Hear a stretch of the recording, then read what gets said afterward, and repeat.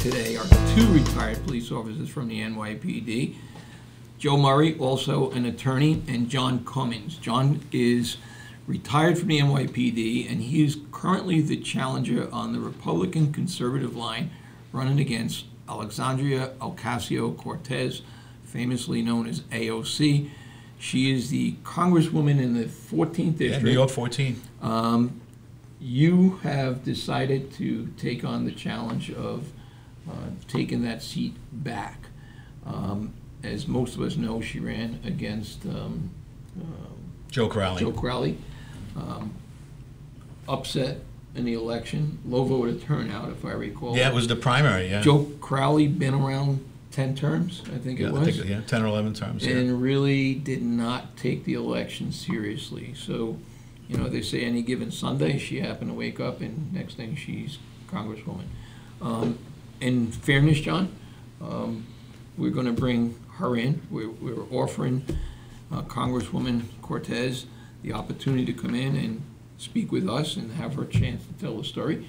But I'm really curious that you retired from the NYPD, went into teaching for many, many years, born and raised in the city, never left the district, and you've now decided to take on a congressional seat. So why don't you tell us a little bit about you in the NYPD, and what you've done since, and why you've decided to take on this election. Well, like you said, Ed, and I appreciate you having me, I was born and raised in the district in Parkchester. My dad was on the job for 21 years. And when I got onto the police department in '83, I went to NSU 7 up in the Bronx, in South Bronx, 1983. You know, it was hot at the time. And then I went to the 4-6 for a few years, and then I went to Harbor for the summer detail. My dad had been in Harbor. So I went for the summer detail, and what happened was 10 of us went for the summer detail, and while we were there, 11 guys retired. So we all stayed. I just figured I'd have to go back and forth between Harbor and the 4-6 for, you know, the next 5-6 years, because it was really difficult to get in there and stay there. Still very difficult. Yeah, but all these guys retired, so rather than bringing new guys and train them, they kept us. And I was there for a few years, and unfortunately, I suffered a pretty serious knee injury, had 2 knee surgeries, and out I went. You know, I would probably still be there. You know, I'm 60. I think I would still be there. That's the type of job where, you know, if you get there, it's a unique job, and I would probably still be there. But as I tell everybody, I guess God had other plans for me. So I went back to school. I went to Fordham University, and I worked a lot of odd jobs at security. You know, I had to make ends meet. I started a family, and I got into broadcasting. I've been doing basketball on radio and now television up at Fairfield University for the last 26 years. And that was really what I thought I was going to end up doing, but like I said, God had other plans for me, and I ended up back teaching at my alma mater, St. Raymond's in the Bronx. I went back there in 1998. I've been teaching government and civics and U.S. history and criminal justice there ever since.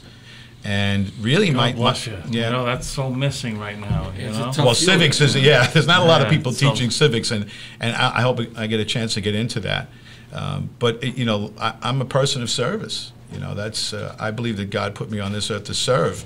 So I went from, you know, law enforcement and teaching there for the last 22 years, and I'm still.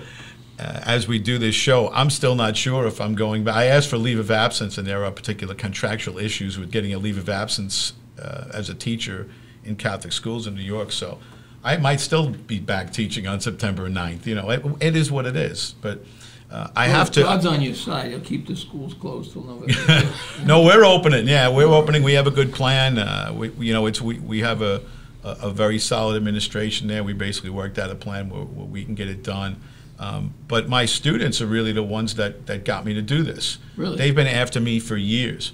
Oh, Mr. Cummings, you should run. You know all of this stuff. What are you just teaching in a classroom? Why don't you, you know? They're telling you to run for Congress. Oh, well, yeah, just run for office in general. And I was only interested in the federal government. I really wasn't interested in the state. And my answer to them was always, I could never beat Joe Crowley. You know, he's been there for, 22 years. I could never beat him. And then when Congresswoman Ocasio-Cortez, now Congresswoman Ocasio-Cortez, snuck up on him in the primary, as you mentioned, only 30,000 people voted in that primary, approximately. She got a little over 16,000 votes. He got a little under 14, and nobody was ready to take on her in the Republican side because I guess they just assumed Crowley was going to be there, so why even rally any support?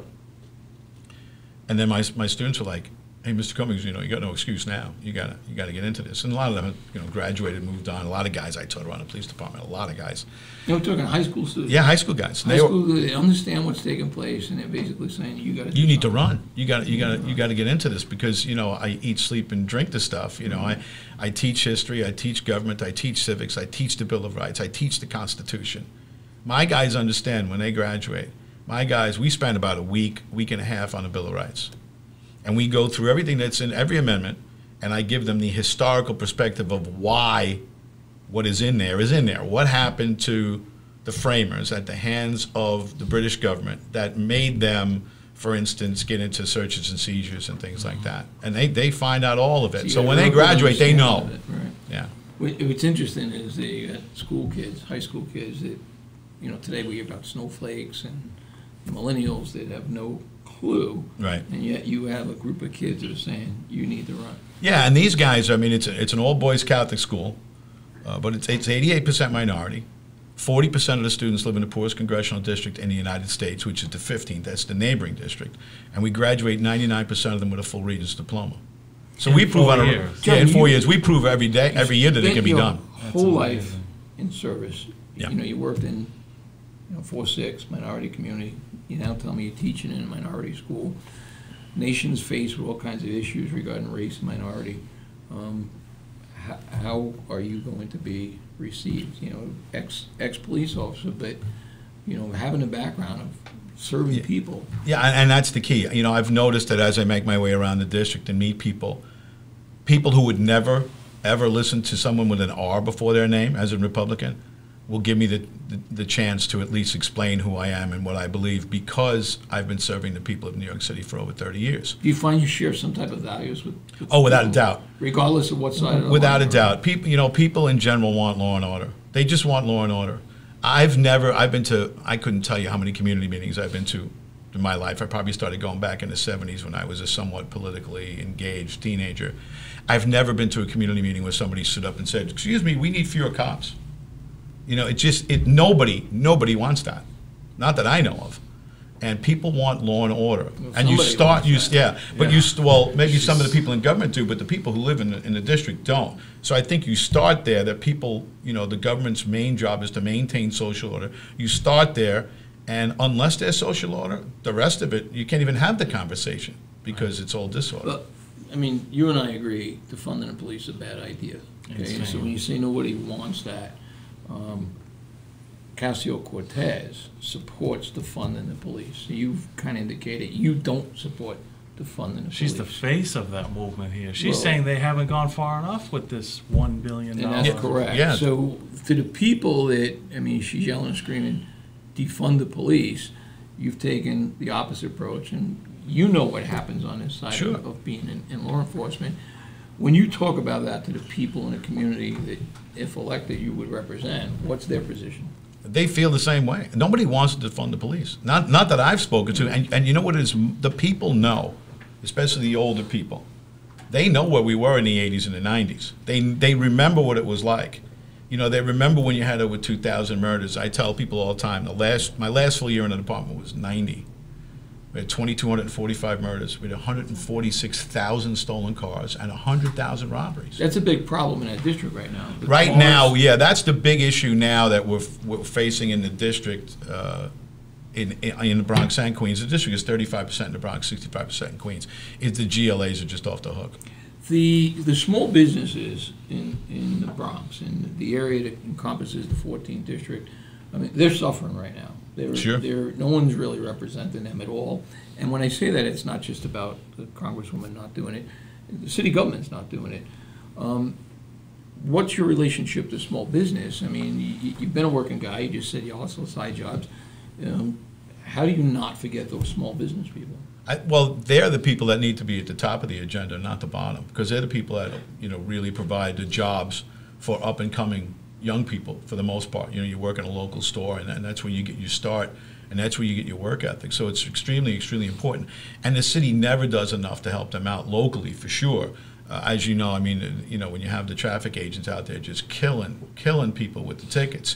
Matter of fact, one of the things that we had proposed over in the Bronx part of the district is the construction of decking over the Bruckner, where the Bruckner meets 95 at Tremont Avenue. And there was a proposal before to do that, but what the decking would do was provide for municipal parking so people could actually park their cars and go walk and shop. That's the big problem we have in most of the neighborhoods, is that you can't park and shop, so people would prefer to go to the mall and not get a ticket.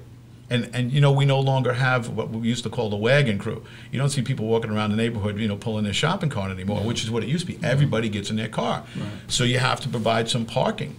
And so you proposed that? Or? It was proposed once before. As a matter of fact, I think Joe Crowley was in on it, but we've proposed a second spot over in Pelham Bay. So there are 2 spots. They say they can do it. The engineering is not that difficult. They're underpasses, so if you just continue to cap and make it longer, you can do a lot of municipal parking. And I've seen examples of this working. You guys are probably familiar with Arthur Avenue in the Bronx, Little Italy. I mean, I've been shopping there. Good place to eat. Oh, yeah. Eating Arthur Avenue, definitely a good place. I've been shopping there my whole life. My mom was Italian, and that place they were going under because you couldn't park there. And then they built that little municipal parking lot. It might be 25 spots, made all the difference in the world. All the difference in the world. And that's the sort of thing that we need. We need that sort of approach. Someone who understands, that all politics really is local, and that if you're going to represent the people of the district, you need to know their concerns, you need to know the area, and I'm really that guy. And, well, as a congressman, you have a voice, even to local government, right? So you have a voice. So, going into the district, you grew up there, you stayed there, you have plans, you're talking about small business. What is Congresswoman Cortez not doing? Well, I know in the Bronx portion of the district, like I said, 35% of the district is in the Bronx, 65 is in Queens. She never opened a dedicated office in the Bronx part of the district. She had a desk and a phone at an assembly person's in their office. And why is that? I don't know why. And it's actually, the office itself is not in the district. It's about 2 blocks outside the district. But she got elected, and I've been saying this since I got into this over a year ago. She's done an excellent job of creating a national persona for herself. She's one of the most famous representatives, if not next to perhaps Speaker Pelosi.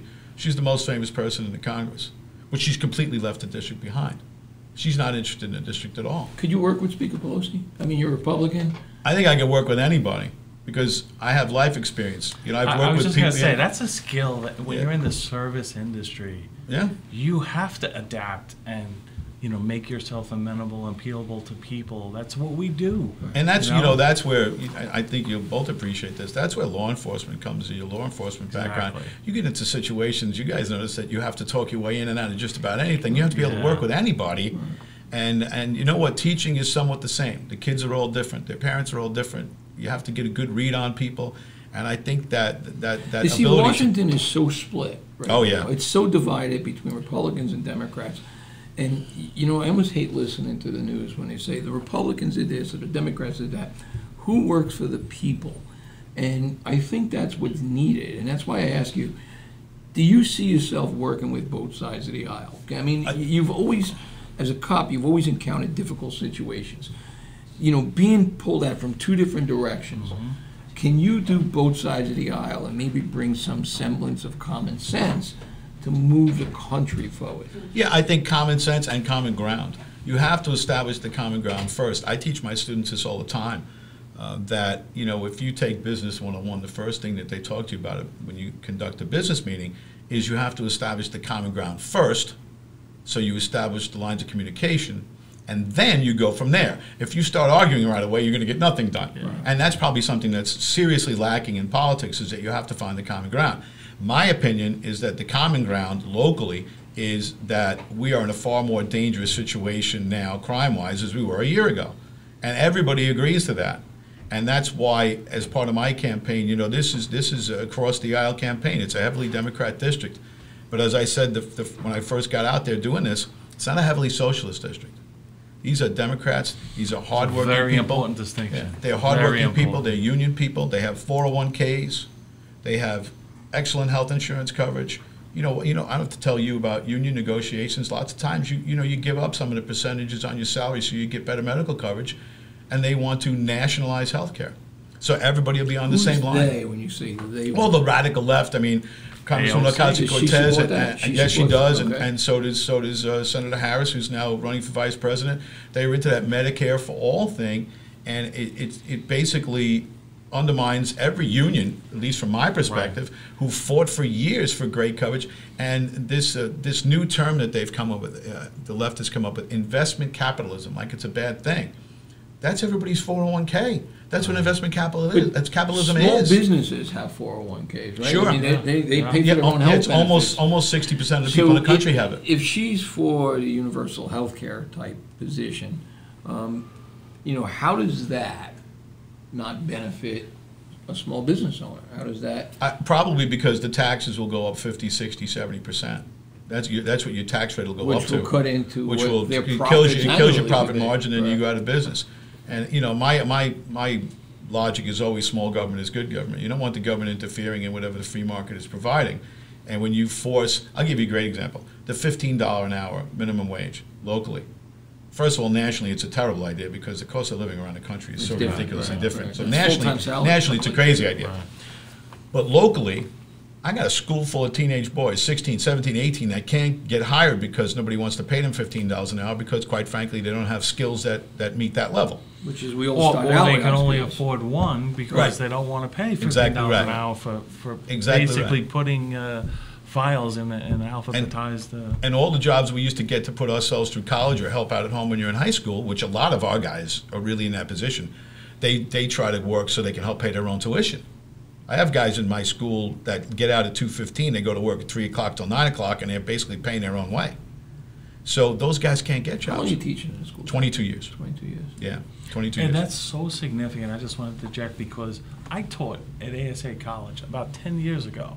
I only taught for 2 years, but I had such a bond with the students. One of my students is now commissioner of parole. They're in the field, and we maintain contact. Social media is wonderful. He's got 22 years. Yeah, you're shaping people for the future. 22 years. He's got his finger on the pulse of that community, and that's outstanding. And the school we've always produced people of service. We just have that history.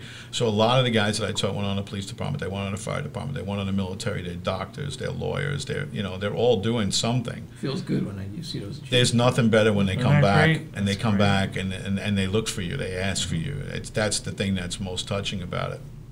It's not unlike being on the police department when if you're working in the same place for a while. And I've heard this story. I never had the opportunity to work a long time in one place, but when you see a kid in the neighborhood, you see him and he did well and he comes back from college and you're like, wow, look at this guy, Yeah, and you feel really good about it. It's the same thing, just on a bigger level. Some of my guys are doctors and lawyers, and that really touches you.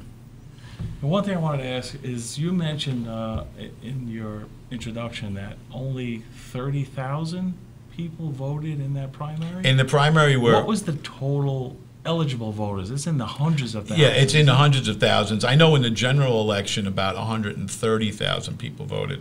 And like I said, the district is heavily Democrat. Isn't it like, But I don't know, 800,000 registered voters? each district has about 700,000 people in it. Right. So I would imagine that the real numbers, who knows what the real numbers are, probably close to 300,000 Wow. could vote. It's just But you know shocking. that, I have a saying in my classes that apathy is the sworn enemy of democracy, that people don't care, and that's why you end up with what you end up with, single party rule, Blasio. et cetera, right? Because people just don't, my vote doesn't count. I tell my students all the time, your vote does count. Your vote absolutely counts, and people have died so that you have that right to vote. I always showed them the video when Iraq first got liberated, the thumbprints. I always showed them that video. I go, look at these people who are online getting shot at so they can vote, and we don't go vote because it rained? Yeah, it wasn't nice out. When I grew up in Parkchester, I didn't even have to leave my building to vote. I just go down the stairs and through the basements, and we voted in the basement. All the buildings are connected, so I didn't even have to go outside to vote. Wow. They make it as easy as they can, and Yeah. people still. John, a lot of people were upset that Amazon did not take their headquarters here in New York. In Long Island City, right? Correct. Congresswoman Cortez was very instrumental in keeping nearly 50 to 60,000 jobs. Ultimately, yeah, it was 25,000 Amazon jobs, and then whatever came with that, yeah. Was she right or should those jobs have come into Long Island? Those jobs should absolutely be there.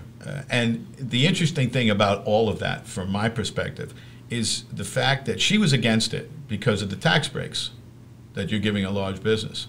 But ultimately what that tells you, and Mayor de Blasio and Governor Cuomo were in favor of it, what that tells you is that the mayor and the governor know that the standard tax rates are too high for a big business to come in. Exactly.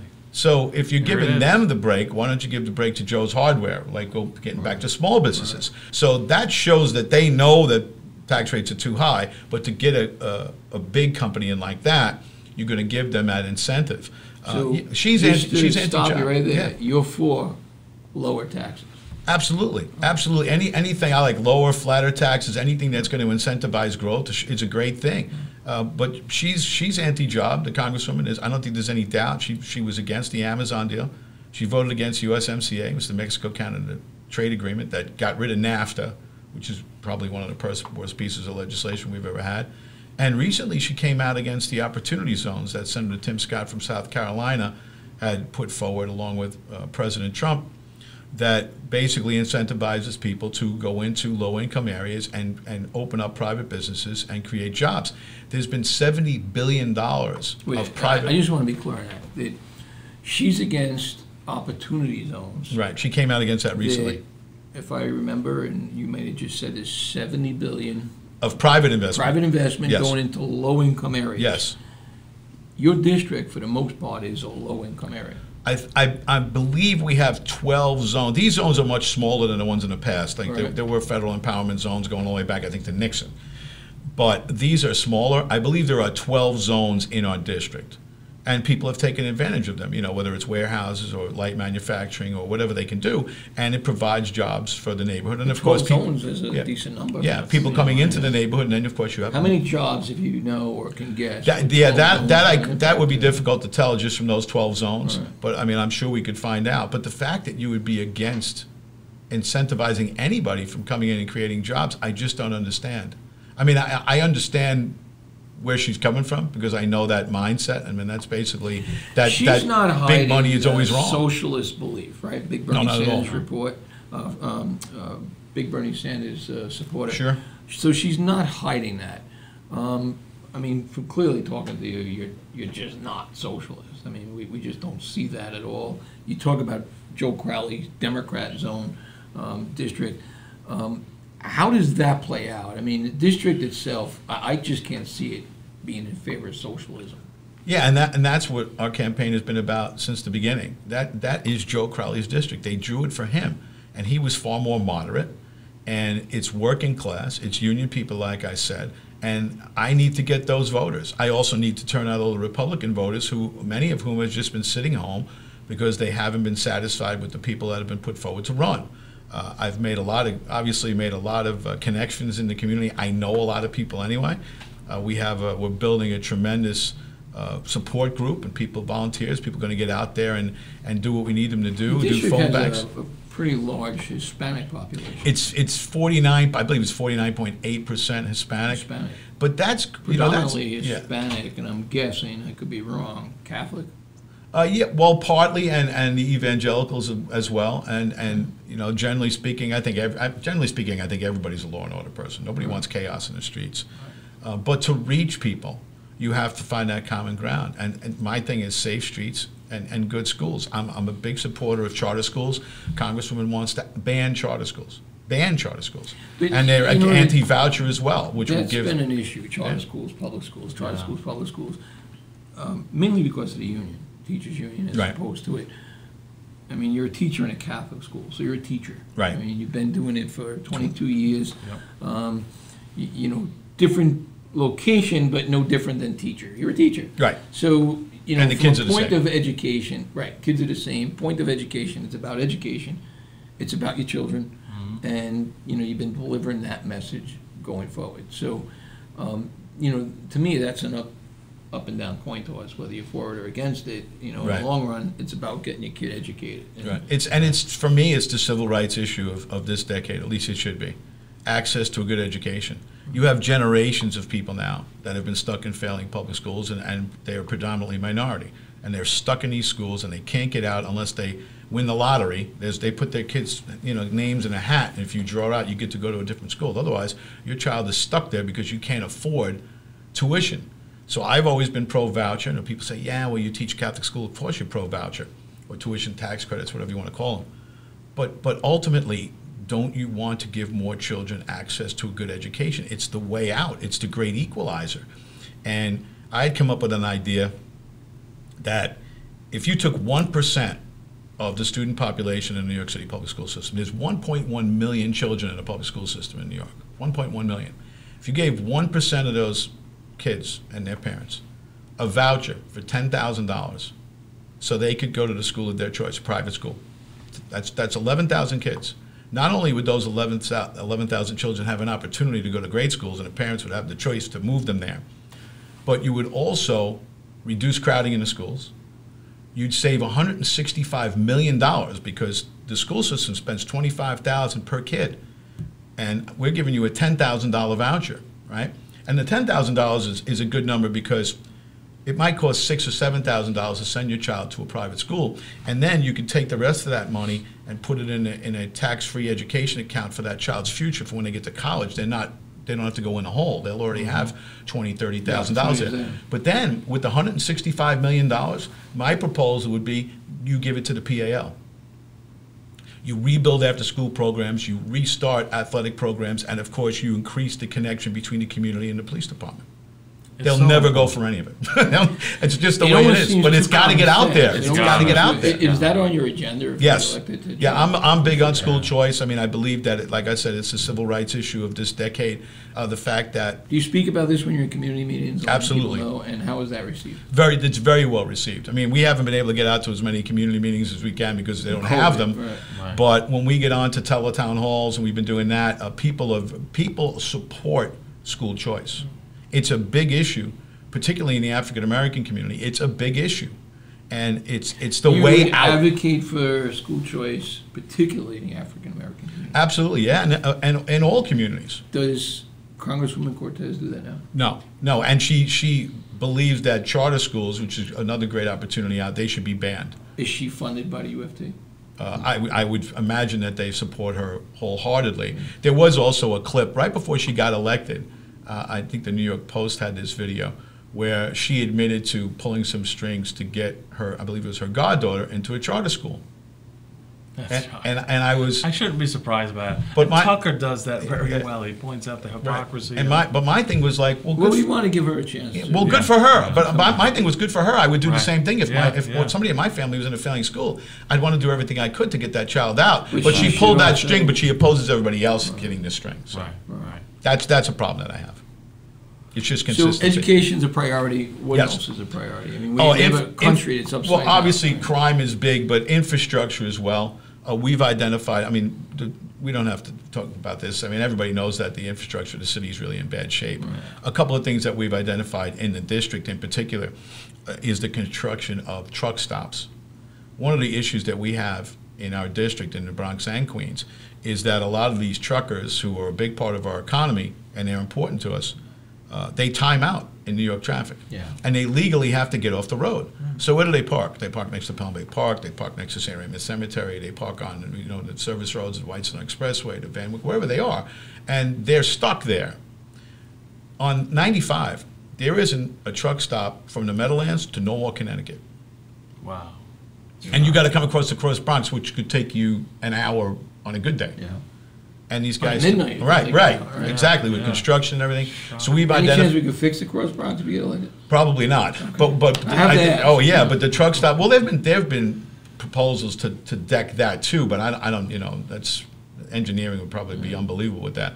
But at least the truck stops, the two places that we've identified for possibilities. One's up at the top of Co-op City.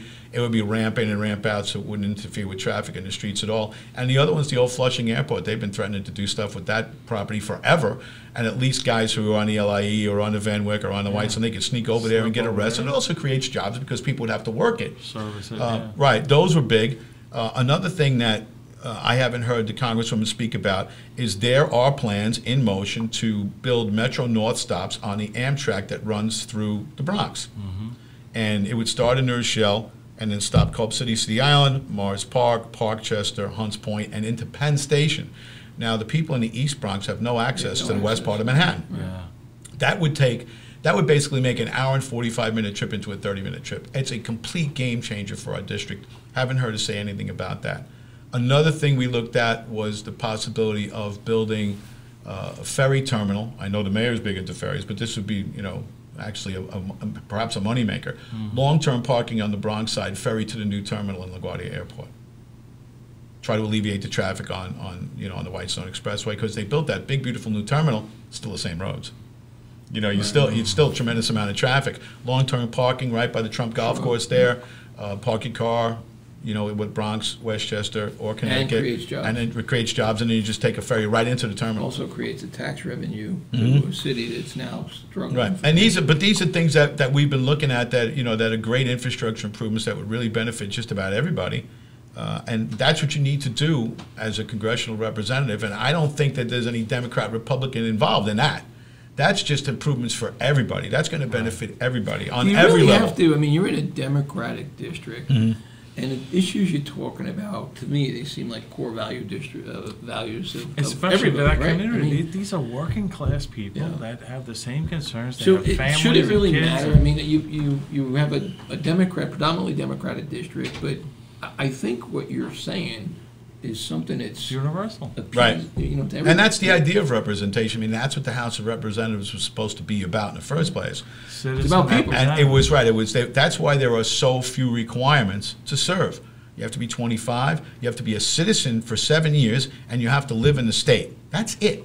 Yeah. They didn't ask anything else. Yeah. And they kept it they started it that way because they wanted the average person involved. You got to live in a district too. You actually don't have to live in a No. district. Is that right? You only have to live in the state. Politically, it would And be the reason, suicide, right, not to. But right. But you're right. But the reason they did that is because they knew they were going to redistrict Right. from time to time. And it so does then you'd move. have to move, Right. which It is does kind of move, yeah. Yeah. But historically, you would live in the the district. Everybody keeps an address in the district. I actually live there, so your entire life. yeah, pretty much. Yeah, it's a very interesting district too. The Congresswoman likes to make it out to be, and the media too. I'll be honest with you, the media does the same thing. They make it out to be the hood, and it's not. Yeah. It's a very diverse That's district. a working class district. It's I'm going to say blue collar for the Right. most part. Right. And I think it's people who are really trying to do better in life to achieve the American dream. So Yeah, and I'll be honest with you, I think there's an inherent racism in that. When people see the statistics that it's 50% Latino, Hispanic, and 11% Black, that those aren't private homes. That's the Right, that's the actually. thought by the media. It's like, that's the hood. Right. That's really. These are hardworking people. These are hardworking people, own their Stayed own in the homes. community, bought They're homes. working 2 or 3 jobs. They stayed. They made an investment. They want Paying safe streets. They taxes want good and- schools. They pay their taxes. They don't want much else. I'll tell you a great story. I was doing research on my family, and my mother's parents came from Italy. And my grandfather came in 1900, but he bought a house in East Elmhurst in 1929 for $12,000.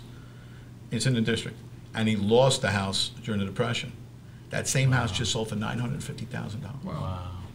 Wow. So it's these are people, and somebody bought it. Right. They made an investment in the community. Right. So this is a working class community, and they own. So it's not, there are areas that are rough, sure. There are areas in just about every district that are rough, the way they draw the congressional districts, but it's a working class community, like you said, small businesses, homeowners, and Yeah, but the value's gone up, and that's a good sign because people who have nothing try to achieve the American dream. By buying and something. that's why they're so upset Right. with this, what's going on right now with the defund the police. That's why they're so upset about it. I mean, think about, I was talking to somebody, a business owner the other night, a restaurant owner, and he said to me, think about what Christmas was like last year. He said, we were turning people away for Christmas parties. Everybody was in here, everybody was working, everybody had money, everybody was going out to dinner. People who have never had cars had cars. people looking to buy property, people looking to move up, and then The economy was booming. it was booming. Right, the city And then- was safe. for Right, the and then most part, you right? throw in the virus, and then now with the defund the police, everybody's afraid to go outside, and even if they reopen, I don't know how many people are going to go. Well, it's projected that 40% of the small businesses may be done comes January. Yeah, they can't even reopen. Yeah, they're just. But the safety's always the issue. I Safety's think always you're the right, issue. and the safety, it's not even so much like we had high crime in the 80s and 90s. Right now, it's not even so much the high crime, it's the fact that the police are absent. They're not here. Right. Like you mentioned in your community, in your district. Well, the police, They're their being hands are pulled being back. tied. They're being the pulled mayor's back. got the police. It's soft touch. Right. Well, It's the soft touch. it's almost a no-touch policy. It really is. that Although exists. the mayor did threaten to pull swimmers out of the water at Orchard Beach if they went in on Well, Memorial Day. that's the irony. Is the That was the big governor irony there. Recently wants the police to go out and enforce social distancing Yeah. Right. in small businesses. Right. And the mayor doesn't really want us doing anything on felons. Right. So, Yep. like, what are we doing here? And at the end of the day, I think it comes back to a meeting I had with Bishop Seabrook, who represents thousands in the African-American community. Right, I met him at the Churches, march. he's a right. great guy, but he said the day that I met with him when we pulled anti-crime, off the streets, he said it's the people in my district that are going to suffer, and he's right. The Corey Johnson, the speaker, he's had no shootings, no homicides in his district. In the communities surrounding, including yours, the violence is skyrocketing. So Yeah. when you talk about defunding the police, the members in that community who are against it because they know the result, and they want their businesses, their children to come home safe. And for me, I mean, politically, and I usually don't address things politically because I'm not a politician, but it leaves it open for me because where are the Democrats? Why aren't they standing up and saying, you know what, this was a mistake. This bail reform was a mistake. Yeah. This closing of Rikers Island was a mistake. Well, they're They can't- saying it. They're afraid saying to it do in their it. circles. Right. But you just hit it. They're afraid to address it. Like Right. the diaphragm bill is one that needs to be repealed. But they know that there's a problem with it. They know people are dying and being victimized on a daily basis, but they don't have the courage to repeal it. So at the end of the day, this is about what you started out talking about, people. Right. That's what this is really about. It's the people that represent your district and other congressional districts around the state. It's about them. And when you speak of against defunding the police, I don't understand why anybody is really for defunding the police. Like for Ocasio-Cortez, she's had a good life. She No Boston doubt. University, grew up in a law and order town in Yorktown. So now you're against the police. You wouldn't have had a lot of those opportunities without police. But she's taken that, in my view, she's taken that from the very same people that you represent. So we want to hear from her. You're invited, Congresswoman Cortez, you're invited to come to Inside Blue. We want to give you the opportunity to speak and to rebuttal everything that John is bringing up and let people know your position. So you're definitely invited to speak, and I think she should take advantage of that opportunity. Didn't she say that by withdrawing and defunding the police, it would be like the suburbs? It would be like the suburbs, and that was the quote, which just shows you how detached from the community that she really is, because we know the opposite is the case. I mean, I think they should, I always think they should increase funding for law enforcement, because if you want an efficient law enforcement agency, we all know this, you need the best. You need the best tools, you need the best training, you need a cutting edge on everything. So everything is, perfect. It's never perfect, but as close to perfect as you can get it. Right. And I guess the sad part is that we had to figure it out. We had to figure it out. We went from 2,200 murders to 295. Remember, it was just 5 years ago.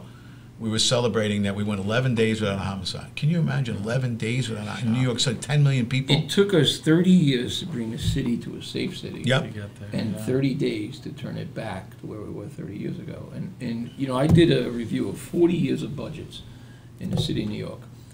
51 or 52% of the budget actually goes to social services and education. 5% of the budget went to law enforcement, up until the point that we addressed the 2,200 homicides, and it went to 8% of the budget Now with the decrease in defunding the police, we're going back down to roughly 6% of the budget. What we're seeing now is a correlation between the violence of the 2,200 way back when and the shootings, the 177% increase in shootings. So you're seeing that. And who are the people who are going to suffer? Yeah, They're going to be the people in the district, sure, no doubt. It's the people in the city. And I think it all started with the decriminalization of all of the quality of life stuff. That's where it started, and then it just kind of, the snowball rolled downhill, and it got worse and worse and worse. I mean, we're having all sorts of problems. We were promised additional. The Bronx is the only borough that doesn't have a dedicated harbor unit. Really? We don't have one. And we had in the last month, we had 2 people killed in jet ski accidents. I was just gonna say, you get Orchard we had a Beach, huge boat fire over there. Weren't for one of the people that was had his own boat in the marina, who towed the boat out. The whole thing wouldn't have gone. And now we're having an issue because of the COVID. You can't rent out halls or restaurants for parties. People are renting out their boats, and they're doing these illegal charters out into the water till all hours of the night. And blasting music, a lot of nefarious activities going on, and they cut back on everything. Wow. So yeah, I mean, that's the stuff that people say, oh yeah, that's a crime of privilege. You live on the water, so you got to. It's a quality of life thing, because then what happens is all these people have to come back to the shore, and they're all on our streets, and they're all drunk and disorderly, and they're in front of your house, and on your steps, and urinating in your driveway, and it's a mess. Yeah. And that's what homeowners and moms who are out grocery shopping and walking in with their kids into their apartment buildings do not want to see. No, that's exactly right. They do not want to encounter that. And we know that from just being back in the 80s. A lot of people, the critique is that we're making such a big deal of fear-mongering and stuff like that. When you talk about how 30 years it took to get to where we were, the record level low crime, things like this diaphragm law, in my view of it, incentivizes criminal activity, because all you have to do is fight the police and you'll get away. Yeah, well, we're seeing more and more of that. But that's why I think we're going to see criminals. Exponential crime. The shootings are going crazy right now, but we're going to see exponential crime rising if we don't address that. And that's state. But it is rising, and there's a car, but to be accused of fear. Look, I'm born and raised in the city. You're born and raised in the city. Yeah. Born and raised in the city. Nearly 4 decades still serving in the NYPD. We've all probably combined have over 100 years of experience. What we're saying is true. This is not fear-mongering. Right. You're out, I'll eventually be out. This is true, but our careers have been spent serving people, which is a step further than what you're trying to do. And we're trying to educate them to say this is what's happening. And the people who are against these types of things, they're not protecting people. It's just not happening. You know it. You've done it. Defunding the police, not a good move at all. Jobs are important to people. You want that. Everybody wants to work. And you need public safety with jobs. Public safety. So if elected, right, what's your first order of business? I think unifying the community is the biggest thing, and that's, to be honest with you, that's the only way I'm going to win. Is I have to get the people that historically would vote Democrat to realize that we need to turn this back around and we need to do it quickly. Now, of course, you're in a federal office, so it's a little difficult to get involved with the local police department, et cetera. But you can always use the megaphone. You can always get out there and say, hey, look, this is what we want here. And then, of course, you have to establish the environment where people can succeed financially, and schools. I mean, for me, education is the great equalizer. I think that's the American. It's the great equalizer. It's the great equalizer. If you're stuck in a bad school, and they push you through, and then you go to high school, and you get out of high school, and then they push them into college. They go to community colleges. They have to take remedial classes in community college to brush up on all the stuff that they missed out of when they were in high school, and they have to take out loans to do that. And then when it comes time, if they actually get to the point where they can actually go to college, they're out of money.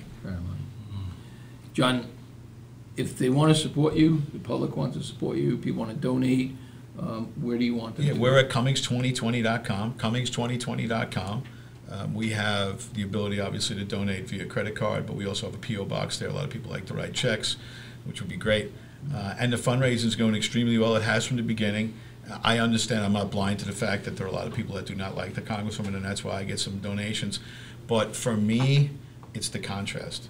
It's the contrast. I mean, we couldn't be more opposite. I think the only thing we have in common is that we both lived in Parkchester at one time. You know, other than that, I don't think we have much in common.